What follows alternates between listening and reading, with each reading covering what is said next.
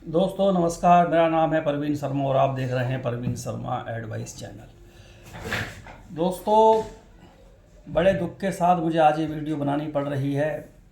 आपको इस बात का पता होगा, सभी को पता है कि व्यापारी वर्ग लगातार परेशानी में है और किसी भी प्रकार की व्यापारियों की सुनवाई नहीं हो रही है। ना तो कोई सरकार सुन रही है व्यापारियों की, और ना ही कोई बैंक या कोई एनबीएफसी कंपनी किसी प्रकार की व्यापारी वर्ग को राहत नहीं मिल रही है। मुझे ऐसा लगता है कि सरकार का जो मानना है वो ये है कि व्यापारी वर्ग बहुत ज़्यादा मोटी कमाई कर रहा है, परंतु हकीकत कुछ और ही है। मैंने पिछली वीडियो में भी बोला था कि सरकार इसका एक बार संज्ञान ले और हमारी बातों पर या मेरी बातों पर विश्वास ना करे। हो सकता है कि मैं तो इसलिए भी वीडियो बना रहा हूँ कि यूट्यूब पे मुझे अपनी वीडियो चलानी है या कुछ है ना, ये भी सरकार सोच सकती है या कोई भी व्यक्ति सोच सकता है। परंतु इस वीडियो को बनाने का मतलब कोई यूट्यूब से पैसा कमाना या कोई इस तरीके का नेतागिरी करना या कोई बहुत बड़ा फेमस इंसान बनना नहीं है मेरा। सिर्फ मेरा इतना टारगेट है कि जो व्यापारी वर्ग है वो, उसके साथ जो दिक्कत चल रही है, जो मुसीबत में वो है, खासकर हमारे एमएसएमई छोटे व्यापारी और वह व्यापारी जिनकी मेन बाज़ार के अंदर दुकानें हैं और जिनकी दुकानें किराए पर हैं, उनके तो हालात बहुत ख़राब हैं। उनकी तो आए दिन दुकानें बंद हो रही हैं और वो किराया भी नहीं भर पा रहे हैं। उन्होंने मोटे मोटे ब्याजों पर साहूकारों से पैसे उठा रखे हैं, सिर्फ इस विश्वास के ऊपर कि आज या कल हमारा कारोबार चल जाएगा। बैंकों से लिमिट ले रखी हैं, बैंकों से कई प्रकार के लोन ले रखे हैं, अपनी प्रॉपर्टियां मॉर्गेज करके भी लोन ले रखे हैं, जिस कारण से वो लोग और ज़्यादा मुसीबत में आ गए हैं। और सबसे बड़ी समस्या व्यापारी वर्ग के सामने ये आ रही है कि बैंकों के जो गुंडे हैं, यानी कि जो पालतू कुत्ते हैं इनके, वो लगातार व्यापारी वर्ग को परेशान कर रहे हैं। कई एनबीएफसी बैंक वालों ने तो काफ़ी व्यापारियों का जो उनका स्टॉक है गोदाम में या जो भी उनकी दुकान है उसमें भी उनको ताला मार के स्टॉक को कब्जे में कर लिया है। तो ऐसा ये सब कुछ सरकार की नाक के नीचे हो रहा है और सरकार बिल्कुल भी सुनने को तैयार नहीं है। कम से कम इस बात पर हमारी जो गवर्नमेंट है वो पूरा ध्यान दे, क्योंकि व्यापारी वर्ग की तकलीफ़ों को समझे। एक व्यक्ति जो गवर्नमेंट जॉब में है या प्राइवेट किसी जॉब में है तो उसकी तो एक फिक्स इनकम है कि चलो भाई इतनी सैलरी मुझे मिलेगी, परंतु व्यापार वर्ग की इनकम तो छोड़ो, कई व्यापारी वर्ग इस तरीके के हो चुके हैं जिनकी इनकम तो हो ही नहीं रही है, उल्टा वो हर महीने माइनस में जा रहे हैं। मतलब कि वो लोग बराबर पर भी नहीं छूट पा रहे हैं। इस प्रकार का सर्वे मैं करता रहता हूँ जब भी मैं बाज़ार में जाता हूँ या किसी से भी मिलता हूँ, अपने दोस्त से, दुकानदार से, क्योंकि हमारा काम है ट्रांसपोर्ट का। तो हम टायर वाले के पास भी जाते हैं, पार्ट्स वाले के पास भी जाते हैं, काफ़ी लोगों के पास आते हैं। और अपने भी काम की मैं बताऊं, ट्रांसपोर्ट के काम में भी बहुत ज़्यादा खर्चे सरकार ने बढ़ा दिए हैं, जिसमें टोल टैक्स इतने ज़्यादा कर दिए हैं, डीजल इतना महंगा कर दिया है, टायर इतने ज़्यादा कॉस्टली कर दिए हैं। नई गाड़ी पे कम से कम 10 से 15 लाख रुपए तक बड़े व्हीकल पे बढ़ गए हैं, और छोटे व्हीकल जो हैं ट्रांसपोर्ट के 5, 7, 8 लाख तो आराम से बढ़ गए हैं। अब जो लॉरी पहले लगभग 15 लाख की आती थी, अब वो 25 लाख की आ रही है। तो इसमें कोई ऐसा तो है नहीं कि ट्रांसपोर्ट जगत की कोई कमाई बढ़ गई है, कमाई वहीं की वहीं है, ईएमआई बढ़ गई है। तो हम लोगों के पास तो जो पीछे अपने गाड़ियाँ ले रखी हैं BS4 हैं, तो वो तो चलो एक नॉर्मल ईएमआई पे चल रही है, लेकिन जो अब नई BS6 जो गाड़ी सरकार ने निकाली है, इसकी कीमत इतनी ज़्यादा कर दी है कि आम ट्रांसपोर्टर या आम व्यापारी, कोई ट्रांसपोर्टर भी एक व्यापारी वर्ग में ही आता है, तो वो उसको खरीद कर उसकी ईएमआई निकालना इस कंपटीशन के ज़माने में बहुत ही बड़ी बात है। तो इसमें सरकार को पूरी मदद करनी चाहिए, क्योंकि ऑटो सेक्टर जो होता है देश के अंदर, ऑटो सेक्टर एक तरीके की रीढ़ की हड्डी है हमारे देश की। अगर ऑटो सेक्टर डाउन चले जाएगा तो जितने भी उनसे जुड़े वेंडर हैं, जितने भी लोग उसमें जॉब कर रहे हैं, मतलब बहुत ज़्यादा देश की अर्थव्यवस्था बिगड़ जाएगी। सरकार इस बात पे और मुद्दों से अपना दिमाग हटाकर इस मुद्दे पर विशेष ध्यान दें।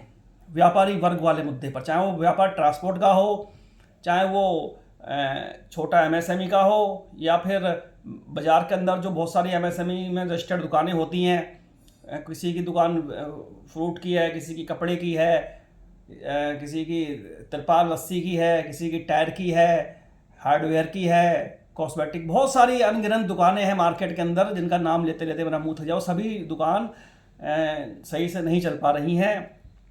गिनती के 4-5% व्यापारी हैं जो कि अपना काम बस सही तरीके से कर पा रहे हैं, बाकी मार्केट के अंदर बिल्कुल भी कस्टमर नहीं है।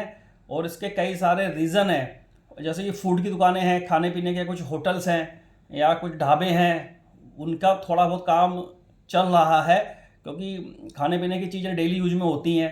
जो कुछ वस्तुएं ऐसी हैं जो आदमी की डेली यूज की नहीं है, बहुत सारी चीज़ें इस प्रकार की हैं, वो तो ख़त्म हो चुकी हैं। और दुकानों का ख़त्म होने का एक रीज़न और है कि हर बड़े शहर के अंदर तो मॉल ही खुल गए हैं, बहुत बड़े बड़े मॉल खुल गए हैं। उस मॉल के अंदर फर्स्ट क्लास एसी चलते होते हैं, आदमी जाता है अंदर घूमने और उसको हर ज़रूरत की चीज़ मिल जाती है, चाहे वो दुकान उससे सामान ले वहाँ से या ना ले, उसकी इच्छा है, अपने जो भी ले ले। तो एक तो नॉर्मल व्यापारी इस चीज़ से भी थोड़ा सा परेशान हुआ है, क्योंकि वो जो मॉल है ना, उसके अंदर परचून के सामान से लेकर के दाल चावल रोटी हर चीज़ है, उसके अंदर आटा वाटा सब कुछ है, कॉस्मेटिक का सामान भी है, कई मतलब मेडिकल भी स्टोर भी बने हुए हैं, मतलब हर चीज़ उसके अंदर मिल जा रही है। तो जो हमारे बाज़ार की दुकानें हैं वो सब प्रभावित हो रही हैं इस कारण से।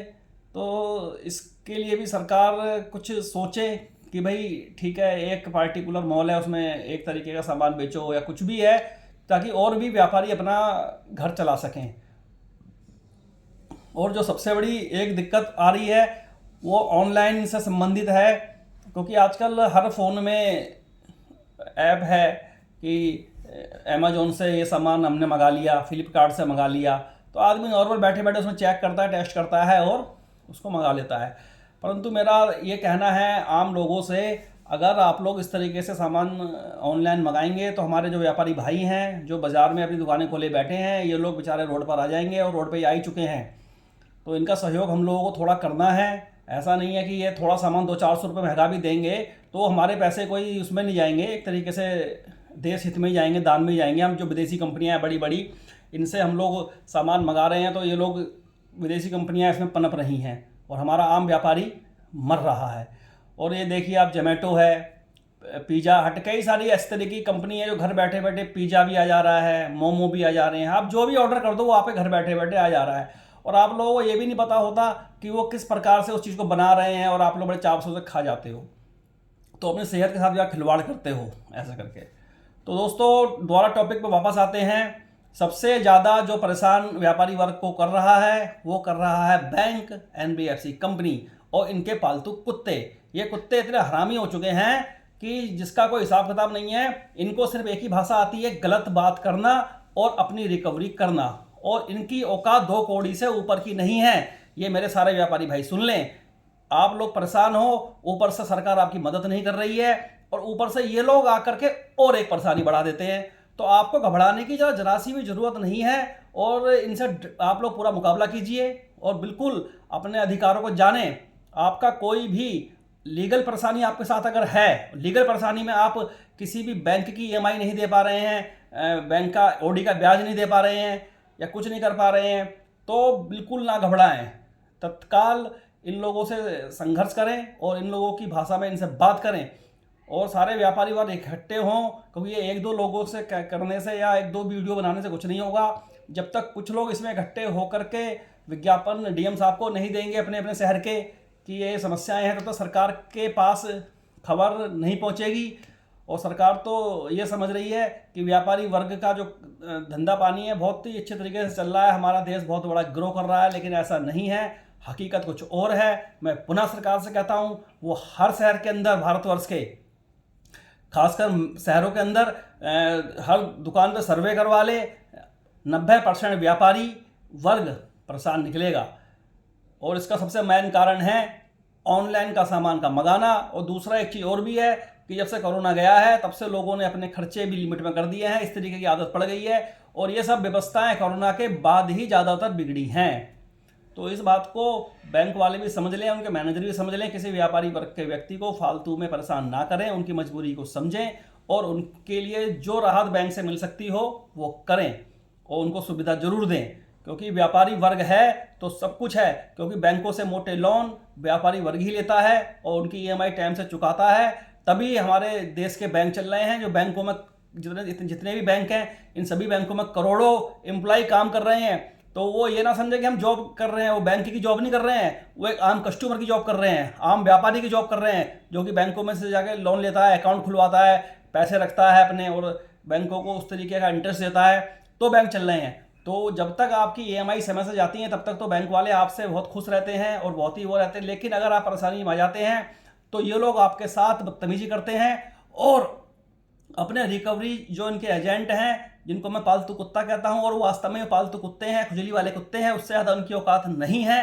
क्योंकि ऐसे गलत शब्द इस्तेमाल करने वाले आदमियों को गलत शब्दों से ही कहा बोला जाएगा, उनके लिए अच्छे शब्द नहीं इस्तेमाल करे जाएंगे, क्योंकि इज्जत उसको दी जाती है जो आदमी सामने वाले की इज्जत करता है। तो दोस्तों, ऐसा नहीं है कि मैं अपने ही हित की या अपने फ़ायदे की बात करूं, या माना मैं अपना काम धंधा आदमी का अगर किसी का सही चल रहा हो तो दूसरे के काम धंधे को ना देखे, या दूसरा व्यापारी वर्ग जितने भी हैं सब हमारे भाई हैं। और सारे व्यापारी वर्गों से मेरा कहना है कि बिल्कुल भी परेशान ना हो। और एक समस्या जो है व्यापारी वर्ग के आगे सबसे बड़ी ये है कि व्यापारी वर्ग अगर उधार सामान ना दे तो उसकी दुकान नहीं चलेगी, उधार दे दे तो उसको समय से पैसा नहीं मिलेगा। क्योंकि बहुत सारे कस्टमर भी इस तरीके के हैं, सिर्फ सरकारी इसमें दोषी नहीं है, इसमें बैंक ही अकेला दोषी नहीं है, इसमें वो ग्राहक भी दोषी हैं जो लोग दुकानदार का पैसा समय से नहीं देते हैं, उससे उधार ले लेते हैं और उसके बाद उस दुकान में जाना ही बंद कर देते हैं। तो इसमें काफ़ी, भले ही आपके पास पैसा नहीं है आज नहीं है तो कल दे दें, परसों दे दें, कुछ समय के बाद दे दें, लेकिन कुछ लोग तो ऐसे हैं जिन्होंने दुकानदार के पैसे ही मार लिए, दिए ही नहीं आज तक। तो ऐसा आदमी व्यापार क्या करेगा? वो आज बेचारा अपना सामान नगद ला के रखता है और उसको उधार बेच देता है, 2 पैसे कमाने के लालच में, चलो ठीक है भाई बिक रहा है माल तो जाए, और वो पैसा उसको वापस नहीं मिलता है। तो मेरा ऐसे ग्राहकों से भी कहना है कि भाई भले ही समय से आप नहीं दे पा रहे हैं, आपकी स्थिति भी खराब हो सकती है, ऐसा नहीं है नहीं हो सकती, तो कम कम करके दे दें या जैसा भी दे दें। अगर आपको लगता है कि 2-2.5-3 लाख रुपए किसी व्यापारी को देने हैं, किसी दुकानदार के, तो फिर वो नगद में सामान उसी व्यापारी से, उसी दुकानदार से ले, दूसरे व्यापारी से ना ले। ऐसा ना करें 2-2.5 लाख उसके कर दिए फिर सामान कहीं और से लेने लगे। तो इस तरीके के भी केस देखे गए हैं मार्केट के अंदर। और व्यापारी वर्ग की मजबूरी है, वो बहुत कोशिश करता है कि नगद में माल बेचूं, लेकिन नगद में व्यापार नहीं चल सकता।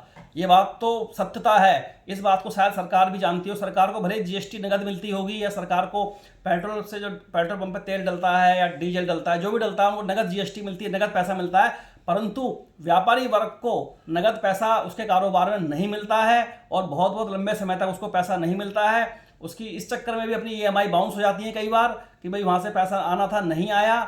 और उन कंपनी वालों की भी थोड़ी गलतियां हैं, जो हमारे ट्रांसपोर्टर्स भाई हैं जो काम करते हैं उन कंपनियों में, उनके हिसाब में बहुत बड़ी काटापीटी कर देते हैं लोग, ये गलत है, ये सही नहीं है, तो वो फिर मज़ा नहीं आता उसको हम काम को करने में। तो हर कस्टमर से ही मेरा कहना है कि वो भी ये ना सोचे कि हमारे कस्टमर, हम इसके कस्टमर हैं तो हम जो चाहें वो करेंगे, ऐसा नहीं होता है। क्योंकि आप कस्टमर अगर हैं तो उसको आप पैसा देंगे तभी तो उसका भी काम चलेगा। भले समय से आप नहीं दे पा रहे हैं, आपकी मजबूरी है, लेकिन किसी व्यापारी का सामान आपने लिया है तो उसका पैसा मारने की ना सोचें और उसको परेशान फालतू में ना करें, कम कम करके दे दें। और बैंक और एनबीएफसी कंपनी वाले और सरकार व्यापारी वर्ग को तुरंत कोई पैकेज दे दे जल्दी से, जिसमें ऐसा पैकेज दे कि 2 साल तक जो जितने भी लोन चल रहे हैं व्यापारियों के, 2 साल तक या 18 महीने तक कोई ईएमआई नहीं देनी है, और 2 साल या 18 महीने के बाद ईएमआई शुरू होगी और वहीं से शुरू होगी जहाँ पे रोकी जाएगी। उसमें कोई ब्याज ऐड एक्स्ट्रा नहीं होगा, उसमें किसी प्रकार का कोई पेनल्टी ऐड नहीं होगी, कुछ भी ऐड नहीं होगा। अगर ऐसा कुछ है तो वो सरकार बैंकों को पैड करेगी, क्योंकि सरकार जो है माई बाप होती है। हर व्यक्ति, सरकार हम क्यों चुनते हैं? हम सांसदों को बना के केंद्र में सरकार चुनते हैं, अपने प्रदेश में सरकार चुनते हैं। अगर जब हम परेशानी में आते हैं तो सरकार, हमारे एक आम आदमी ही उसमें होते हैं, तो उनका फ़र्ज है कि आम व्यापारी की मदद करना, क्योंकि यही व्यापारी जब प्रॉफिट पे चलेगा तो सरकार की बहुत मदद करेगा, और सरकार की मदद हमेशा करता आया है। व्यापारी वर्ग ने बहुत सरकार को हेल्प करी है। व्यापारी वर्ग जब टैक्स कट के जाता है तभी हमारी आर्मी को, हमारी पुलिस को और सरकारी ज़्यादातर विभागों को सैलरी मिलती है, क्योंकि हर सरकारी विभाग सभी कमाई के साधन कमाई नहीं करते हैं। कुछ सरकारी विभाग ऐसे भी हैं जिनमें कोई कमाई नहीं है, सरकार टैक्स से उनको सैलरी बढ़ती है। तो अब इसमें बातें तो बहुत सारी हैं कहने के लिए, परंतु व्यापारी भाइयों से मेरा ये कहना है, अगर आपको ये वीडियो सही लगी है और आपको लगता है कि ये वीडियो जनहित में है, व्यापारी वर्ग के हित में है और सत्यता यही है, तो इस वीडियो को लाइक और शेयर और सब्सक्राइब जरूर कर दें, ताकि ये वीडियो ज़्यादा से ज़्यादा लोग देखें, ज़्यादा से ज़्यादा व्यापारी देखें और जागरूक हों। अंदर ही अंदर वो परेशान और घुटे नहीं, और किसी प्रकार की घबराने की कोई ज़रूरत नहीं है। किसी बैंक या एनबीएफसी कंपनी से जरा सी भी नहीं है। और इनके जो चबन्नी छाप पालतू कुत्ते हैं, जिनकी औकात चबन्नी और अठन्नी से ज़्यादा की नहीं है, तो वो बिल्कुल सही से समझ लें। फालतू मतलब में अगर किसी व्यापारी को परेशान करेंगे तो उनके लिए बिल्कुल ठीक नहीं होगा। नमस्कार दोस्तों।